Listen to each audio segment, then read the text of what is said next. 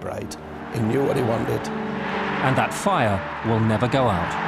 His desire is what it was 25 years ago. Fantastic manager who could drive us to all these fantastic results. The way in which he's kept the traditions of the club, the passion, the style of football. It's amazing to see he's still going stronger at the 8 years. You never lose. For him, lose, he don't know that word.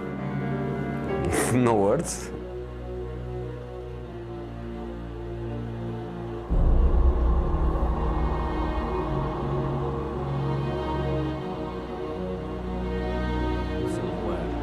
But the trophies won point to more than just a professional desire.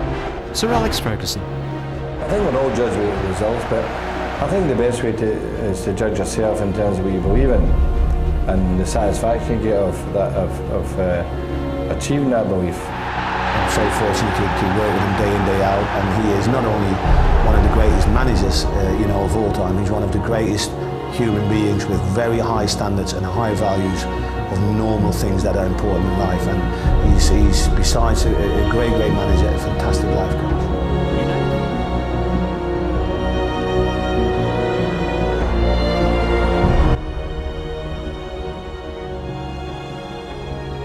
The streets of Manchester ground to a halt as the city paid tribute to the team and the manager who put them in the history books. Ferguson displays the Champions League trophy to thousands of fans. Well, just a fairy tale also in itself, because to achieve, and no one will do it again, I'm sure of that. But someone's going to do it with us. That same year, Alex Ferguson's achievements were recognised with a knighthood. And there was no let-up in his desire for success. 6 more league titles followed over the next decade. Players had come and gone, but there was no room for sentiment. New teams were built, more titles won. But the mantra emanating from the man at the top remained the same. Win. To win, because definitely to see he's passionate, he wanted more than before, more than else, and good for first. Never give you rest. You want not the 100% of you want every day the 101% of you. He just push you. He don't have limit for you. He's like. You never win, you never lose. For him, lose, he don't know that word. 2010, Ferguson became the longest-serving manager in Manchester United's history, eclipsing the great Sir Matt Busby. He has more honours to his name than any other manager in modern-day history.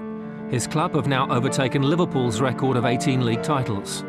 Today, even rival managers past and present have only admiration for a man who's become a legend. And all this stems from a belief, a fire that still burns brightly inside the boy from Govan. Jose Mourinho. The record is incredible. To win once, any manager can do it, even the bad ones. Win during a decade, you can say that it's difficult, and it's only for some, not for many. To win over 2 decades or 3 decades is only for very few. Longevity is I think, a true mark of greatness in football. Not just building the team, but putting up with the negative part of it, putting up with the criticism that comes your way inevitably if you're at a big football club, and just the pressures of every day in managing a big football club. And it doesn't look to have any effect on whatsoever. But arguably, I would think he'll go down as the greatest manager of all.